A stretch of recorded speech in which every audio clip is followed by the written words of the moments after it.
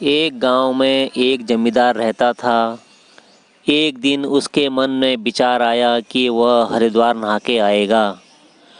तो उसने अपने पुरोहित जी को बुलाया और शुभ दिन का मुहूर्त निकलवाया। पुरोहित जी ने कहा, जमींदार जी, एक हफ्ते बाद एक अच्छा संयोग बन रहा है, आप वहाँ चले जाइए और नहा के आ जाइए, जो बहुत ही शुभ मुहूर्त है।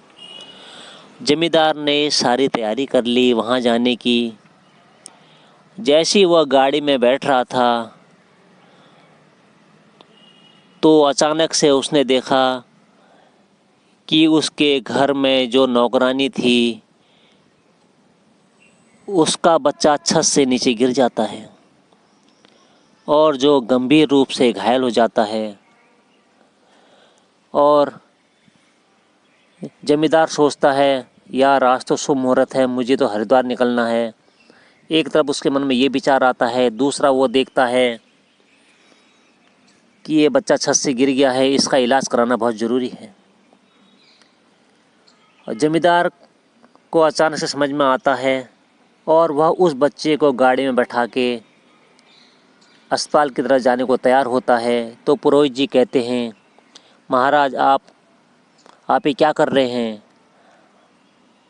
आपका तो शुभ मुहूर्त है, आज के दिन आपको स्नान करना ज़रूरी है और फिर ऐसा संयोग बहुत सालों बाद आएगा।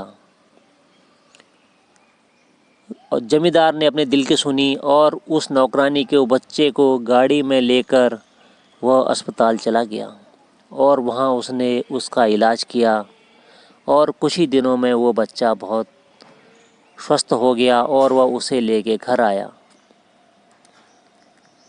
और पुरोहित जी ने कहा, महाराज ये आपने क्या किया? राजा ने कहा,